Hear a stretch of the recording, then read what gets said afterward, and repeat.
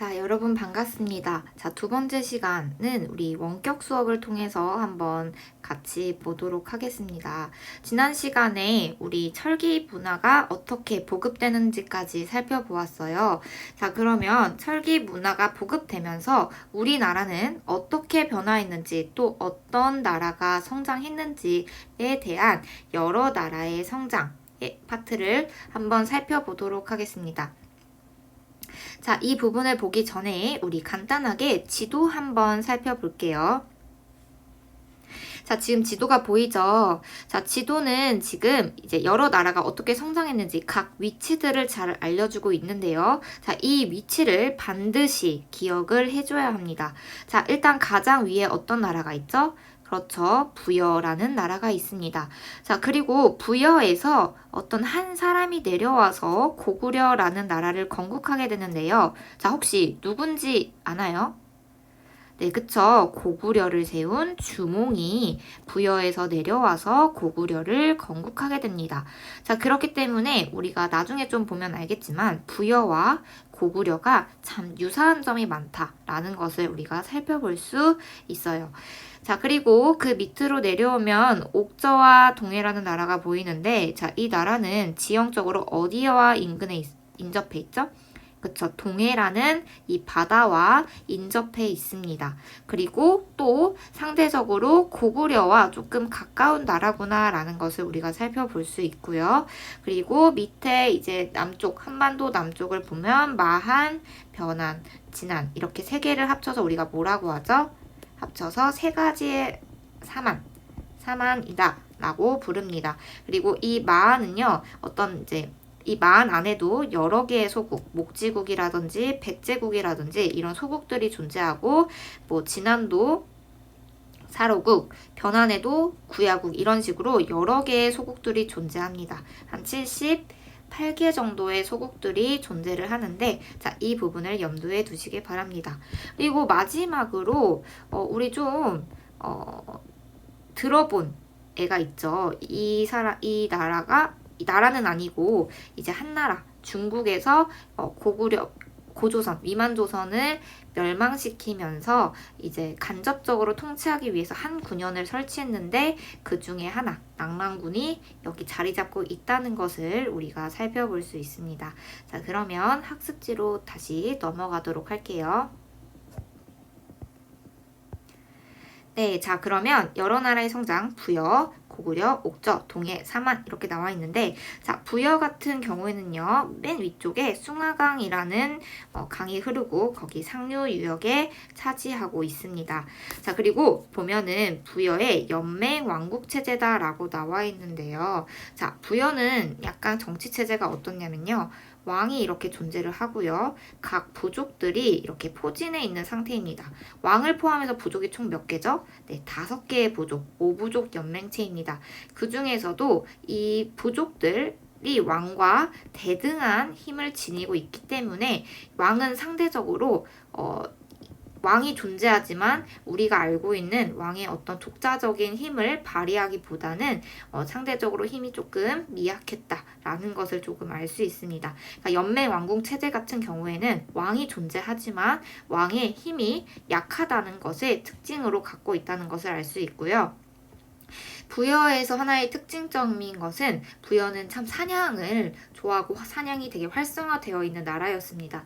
그렇기 때문에 동물들의 이름을 따서 부족 이름을 정했는데요. 자, 마가, 우가, 저가, 구가 이런 식으로 동물들의 이름을 땄습니다. 자, 우리 한자로 한번 해석을 해볼까요? 자, 마는 무슨 마자죠? 그렇죠. 말맞자입니다. 자, 그래서 말부족, 그리고 우가는, 네, 그쵸. 소우기 때문에 소부족. 그래서 써줄게요. 말, 소. 그 다음에 저가는요. 네, 돼지 적자기 때문에 저가라고 합니다.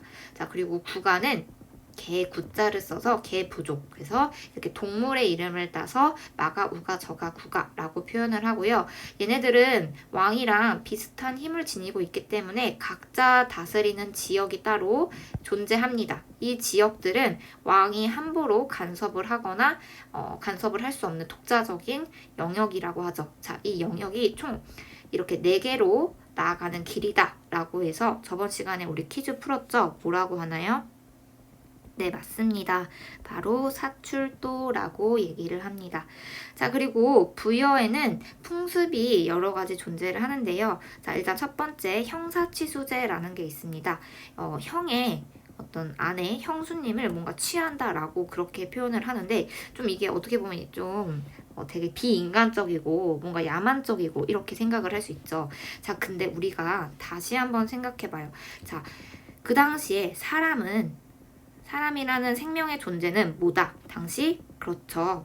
노동력이고 경제력이다라는 걸 알 수 있습니다. 그러니까 만약에 형이 죽었어. 그러면 그 형의 가족들을 누군가 가져간다는 거는 경제력을 가져가는 거기 때문에 그 경제력, 어떤 노동력을 유지하기 위해서 그 같은 가족으로 이렇게 끌어들여서 취한다라고 생각하면 되겠습니다. 그러니까 노동력을 뭔가 유지하기 위해서 더 확보하기 위해서 형사치수제라는 것을 실시했고요. 그리고 여러분들이 아는 것처럼 지배자가 죽었을 때 같이 살던 가족들이나 아니면 딸린 노비들과 같이 함께 묻는 풍습, 무슨 풍습이죠? 그렇죠. 순장이라는 제도가 있습니다.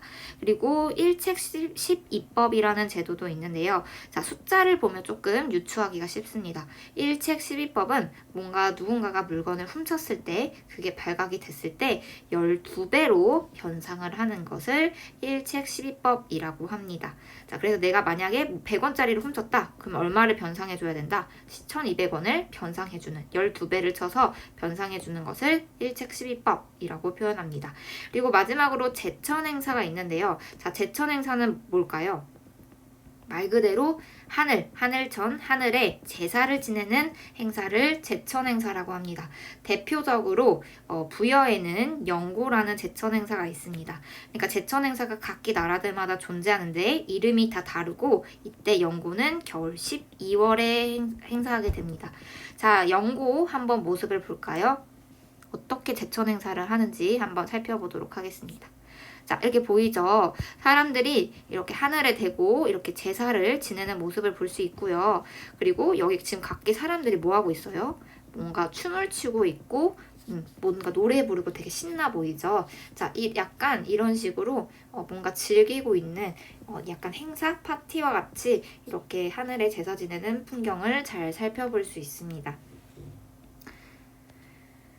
그래서 제천행사의 모습도 봤고요. 자, 두 번째 고구려를 보자면 압록강 일대에서 성장한다고 했습니다. 자, 압록강이 어디죠? 압록강 위치 잘 알아둬야 됩니다.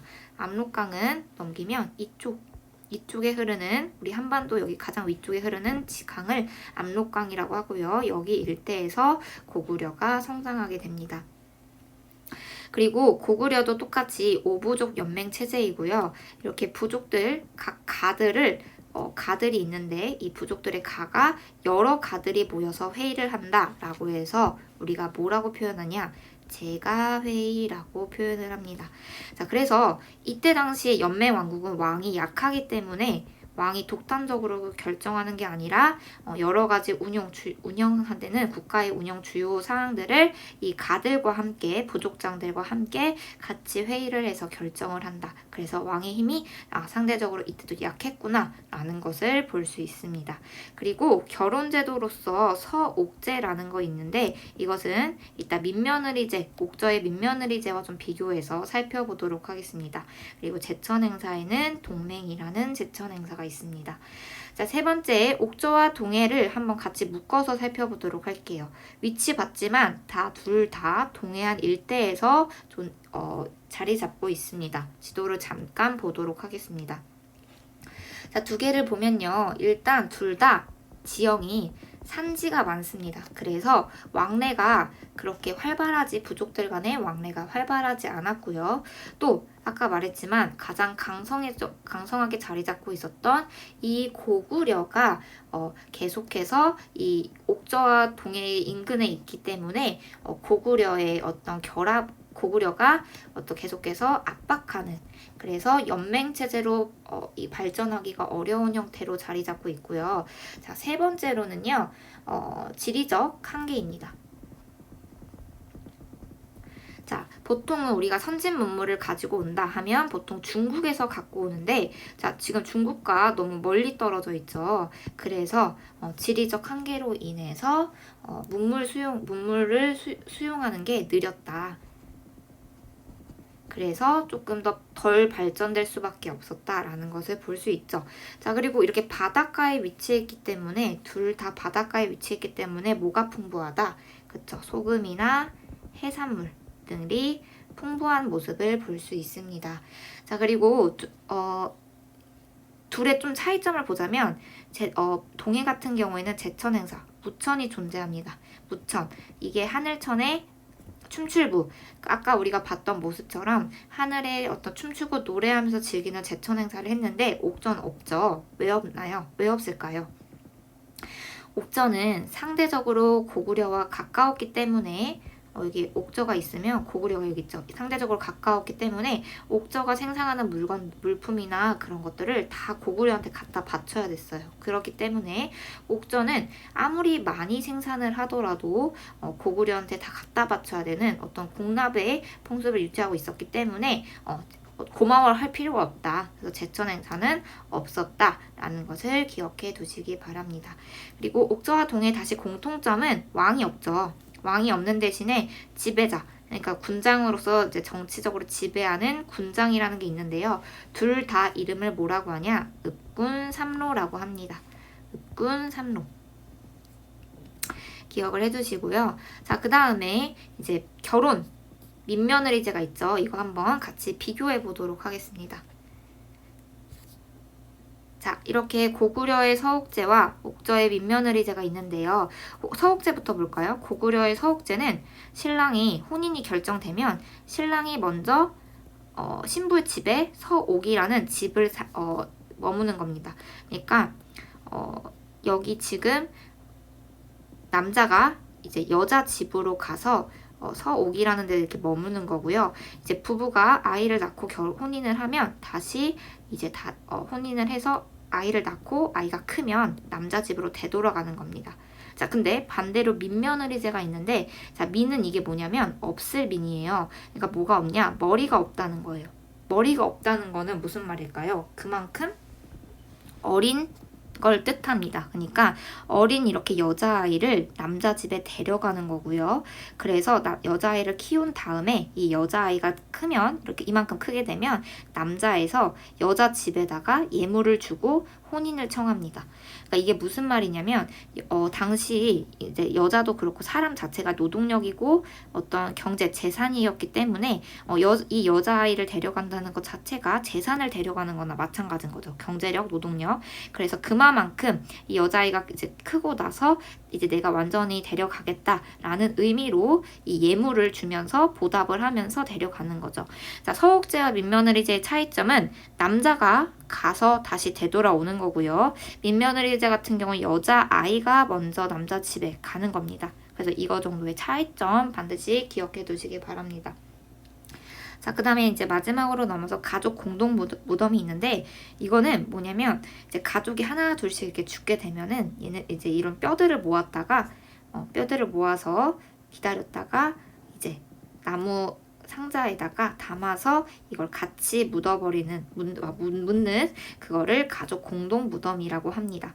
자, 그리고 동해로 넘어갈게요. 자, 동해 같은 경우에는요, 족외혼이라는 게 있는데, 혼인이죠. 뭘 한다? 다른 부족, 바깥 부족과 혼인한다는 겁니다. 그러니까 부족 내에서 혼인하는 게 아니라 바깥 부족, 다른 부족과 혼인하는 것을 해야 된다라는 것을 의미하고요. 자, 그 다음에 중요한 게 책화라는 게 있습니다. 책화가 뭐냐면 동해 같은 경우에는 경계심이 많았다고 해요. 그래서 경계가 되게 이렇게 딱 일정해 있기 때문에 혹시라도 허락 없이 이쪽으로 넘어갔다 하면 반드시 말이나 소나 노비 같은 걸로 변상을 해줘야 됩니다. 그래서 이렇게 선을 긋고 그 경계가 뚜렷했다라는 것을 볼 수 있습니다. 그리고 마지막으로 삼한은 한반도 남쪽이고 마한, 변한, 진한 이렇게 이루어져 있는데, 자, 정치적으로는 이제 여기도 군장이 존재합니다. 대신에 이름이 달라요. 여기는 신지읍차라고 부릅니다. 이거 조금 차이점 기억해 두세요. 자, 여기는 읍군 삼로였다면 여기는 신지읍차라고 부르는구나. 그리고 또 하나 특징점이 있어요. 자, 바로 천군의 존재입니다. 여태까지 우리 고조선을 살펴보면 고조선 같은 경우에는 당군 왕검이 제사장 역할과 지배자 역할을 했다면 이 여기서는 정치와 제사가 따로 노는 거죠. 정치 따로, 제사는 천군이라는 자가 소도라는 지역, 신성한 지역에서 제사장 역할을 합니다. 그래서 이 소도는 신성하기 때문에 범죄자가 범죄를 저질러서 일로 도망을 와도 잡지를 못해요. 그만큼 신성한 구역이기 때문에. 그래서 이렇게 정치와 제사가 분리되어 있다라고 해서 무슨 사회라고 부르냐? 재정 분리 사회다라고 부릅니다. 여기까지 알겠나요? 네, 그리고 여기 제천 행사가 또 있는데 여기는 2번을 합니다. 왜 2번을 할까요? 5월, 10월 2번을 하는데 남쪽은 날씨가 어때요? 따뜻하죠. 그래서 벼농사가 정말 잘 됩니다. 그래서 벼농사가 시작되고 끝나는 추수 단계까지 이렇게 2번에 걸쳐서 제천 행사를 한다는 특징을 살펴볼 수 있습니다. 네, 그러면 우리 지금까지 여러 나라의 성장에 대해서 살펴보았고요. 자, 그러면 다음으로 이제 고구려에 대해서 살펴보도록 하겠습니다. 이제 고구려에 대해서 살펴볼 건데요. 자, 2차시 삼국 가야의 성립과 지배체제의 정비 한번 보도록 하겠습니다. 자, 고구려 백제 신라가 나와 있는데요. 자, 이거 먼저 보기 전에 잠깐 그림 하나 보고 갈게요. 자, 지금 그림이 나와 있는데 보면은 왕이 이렇게 있고요. 아까 선생님이 그려준 것처럼 이렇게 지금 각 부족장들이 존재를 합니다. 이렇게 왕이 존재하고 부족장들이 이렇게 포진되어 있을 때 각기 세력들이 어떻다고 했죠? 거의 비등하고 동등하다고 했습니다. 그렇죠. 그래서 왕이 상대적으로 어떻다? 약한 형태를 지니고 있는 연맹 왕국 체제다라는 것을 알 수 있죠. 근데 우리 이거 한번 다음 걸 볼까요? 왕이 있는데 지금 이렇게 대등했던 부족장들이 이렇게 내려와 있습니다. 그쵸? 자, 이렇게 내려와 있는 것처럼 이렇게 서열화됐고 귀족으로 편입되어 있는 모습을 볼 수 있는데요. 즉, 그러면 왕의 힘이 이땐 약했지만 이땐 이제 왕의 힘이 어떻다? 그렇죠. 왕의 힘이 강해진 모습을 볼 수 있습니다. 그래서 연맹 왕국 체제에서 이제 고대 국가 체제로 넘어가는 것을 볼 수 있는데 이 넘어가는 과정에서 한 4가지 정도 공통적인 특징이 보입니다. 그 4가지를 반드시 미션을 성공해야지 이렇게 고대 국가로 넘어가고 또 뒤이어서 전성기로 나아가게 되는데요. 한번 우리 살펴보도록 합시다. 자, 다시 학습지로 넘어가도록 하겠습니다. 그래서 4가지 한번 선생님이 정리를 해보면요. 자, 4가지는 이러한 것들이 존재합니다. 자, 첫 번째로는요. 영토 확장입니다. 정복 전쟁을 통해서 영토 확장하는 모습을 보여줄 수 있고요. 자, 2번째로는요. 왕위 상속제입니다. 즉, 부자 상속도 있고 아니면은 특정 성씨가 독점하는 형태로 왕위를 상속해가는 그런 모습을 볼 수 있습니다. 자, 3번째 특징점으로는요. 율령을 반포한다는 것입니다. 즉, 나라가 질서가 체제가 제대로 잡히기 위해서 여러 가지 법령들을 나는 규율들을 만들기 시작했다라는 것을 볼 수 있고요. 마지막으로 종교적인 측면에서 불교 수용하는 모습도 볼 수 있습니다. 자, 이 4가지를 이 3나라가 어떻게 하나하나씩 성립해 가는지를 살펴보도록 하겠습니다. 자, 먼저 고구려 같은 경우에는요. 위쪽에 졸본 지역에서 위치해 있었는데 졸본이 조금 척박하기 때문에 이제 조금 밑으로 내려와서 어디로 천도를 하게 되냐? 바로 국내성으로 천도를 하게 됩니다. 수도를 옮겼다는 것을 의미하죠. 국내성으로 수도를 옮기고요. 아까 우리 고구려도 몇 부족 연맹체? 5부족 연맹체였다라는 것을 알 수 있죠. 자, 그러면 고구려가 1세기부터 5세기까지 어떤 왕들이 특정적으로 업적을 세웠는지 그러한 것들을 한번 대표적인 왕들을 살펴보도록 하겠습니다. 자, 첫 번째 태조 왕이 있는데요. 자, 태조 왕 같은 경우에는 아까 고구려랑 가장 인접했던 나라가 어디였죠? 이렇게 고구려가 있으면 있고 저기 고구려가 있으며 가장 인접했던 나라가 어디였죠? 그렇죠. 옥저였습니다. 드디어 옥저를 정복하게 됩니다. 그래서 동해안 일대를 진출하게 되고요. 그리고 한 9년을 공격했다고 했는데 여기서 말하는 한 9년, 즉 중국 세력들을 하나 둘씩 공격하기 시작합니다. 하지만 정복은 했다 안 했다? 아직 정복한 상태는 아니다 라는 것을 볼 수 있죠. 자, 두 번째 왕인 고국천왕을 보도록 하겠습니다. 자, 이 고국천왕 같은 경우에는 이제 혼란스러운 어떤 그런 왕위 세습제를 정비해서 이제 왕위를 어떻게 한다? 그쵸? 아들에게 물려주는 부자상속제를 확립하게 됩니다. 자, 그리고 또 두 번째로 이게 좀 말이 어려울 수 있어요. 오부 지배 세력을 중앙 귀족으로 편입한다라고 했는데 즉 이게 무슨 말이냐면 오부 그러니까 왕이 있고 각 부족들 이 5개의 부족이 이제 어떻게 되냐 이 중앙 귀족으로 편입했다. 즉 왕이 있고 이들이 이렇게 귀족으로 서열화돼서 왕 밑에서 귀족으로 편입되어 있는 모습을 볼 수 있죠. 즉 무슨 말이냐 왕의 힘이 어떻게 됐다 강해졌다라는 것을 볼 수 있죠. 자, 또 무엇을 실시했냐면요. 우리 지난 시간에 퀴즈 풀면서 배웠습니다. 바로 봄에 빌려주고 가을에 갚는 구휼제도, 백성들을 도와주는 제도, 무슨 제도다? 바로 이때 진대법이라는 것을 실시하게 됩니다. 그래서 고국천왕이 이렇게 업적을 세우게 되고요. 그럼 우리 잠깐 돌아가서 한번 이 4가지 볼까요? 자, 영토 확장, 태조왕 했죠. 그리고 왕위 상속제, 바로 고국천왕이 이루어냈습니다. 그럼 이제 이 3가지 남았네요. 2가지 남았네요. 자, 그 다음에 이제 3세기 넘고 4세기 넘어가서 어떤 일이 있었냐?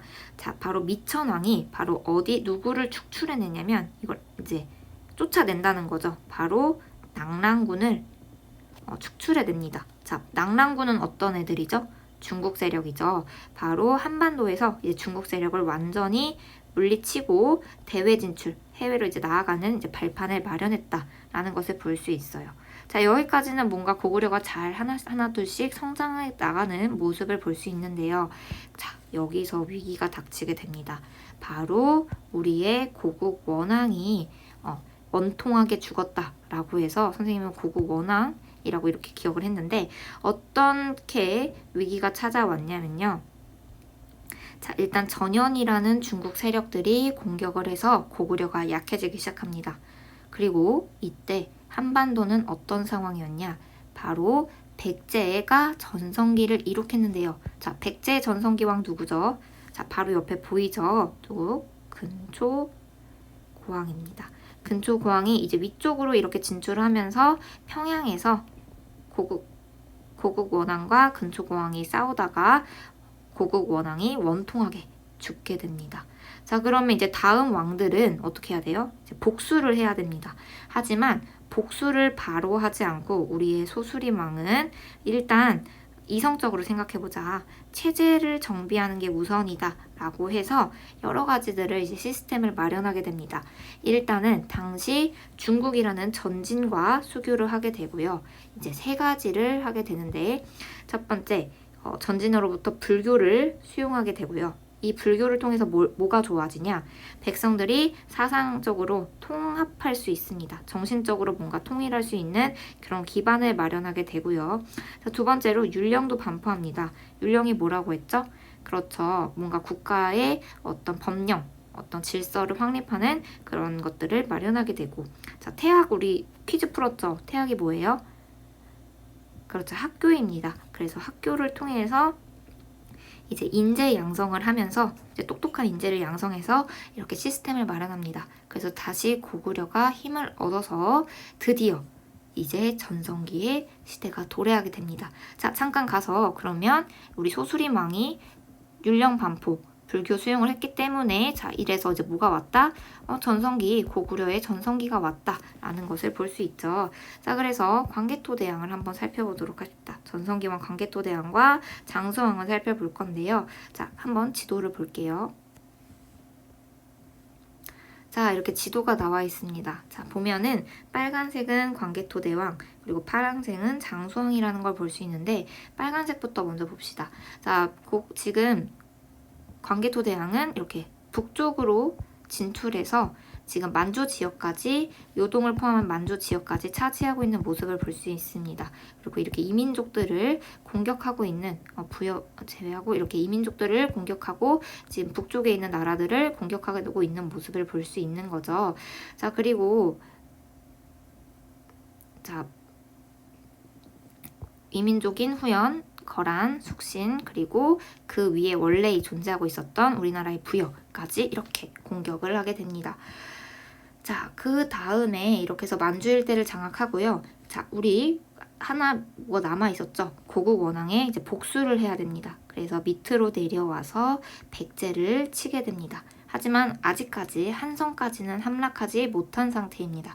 일단 백제를 압박을 하고요. 또 여기 빨간색으로 뭐가 나와 있죠. 이게 뭐죠? 자, 바로 신라입니다. 신라를 공격한 게 아니라 신라의 내무랑을 도와주게 되는데요. 당시 신라는 누구의 공격을 받고 있었냐? 가야와 외로부터의 어떤 공격을 받고 있었습니다. 그래서 이 당시 신라의 내무랑이 이제 광개토 대왕한테 도움을 요청하게 되고 광개토 대왕이 내려와서 이들을 무찌르게 되는데 이때 가야까지 내려와서 당시 정기가야 연맹을 주도 국가였던 연맹체였던 금강가야를 쳐서 금강가야가 급격하게 쇠퇴하게 됩니다.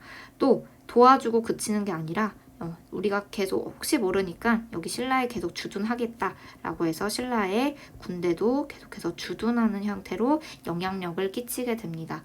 자, 이렇게 되면서 이때 신라에서 호우명 그릇이라는 게 발견됩니다. 자, 이 호우명 그릇이라는 거는 광개토 대왕의 어떤 그런 이름이 새겨져 있는 그릇이었는데 이 그릇이 발견이 됐다는 거, 신라에서 발견됐다는 건 무엇을 의미할까요? 그렇죠. 고구려와 신라가 교류를 자주 했구나, 친밀하게 잘 지냈구나 라는 것을 알 수 있습니다.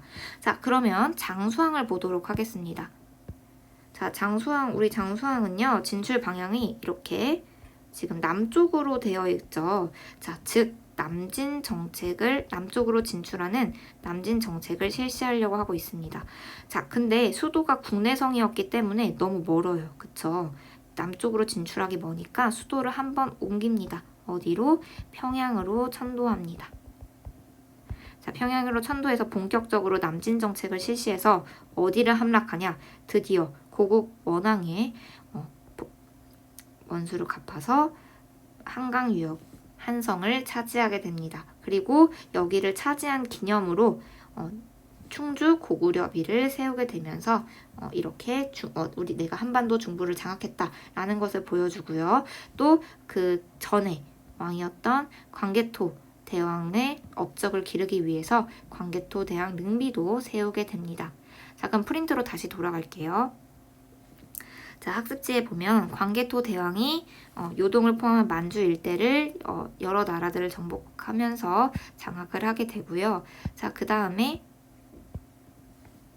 아까 내무랑 도와줬다고 했죠. 신라의 내무랑을 도와주면서 백제도 압박하고 신라에 침입했던 외와 가야를 공격하게 되면서 신라의 군대를 주둔하게 됩니다. 자, 장수왕은 어떻다고 했죠? 자, 그죠. 남진 정책, 남쪽으로 진출하는 남진 정책을 하게 되는데 수도가 너무 멀다. 그래서 어디로 전도한다?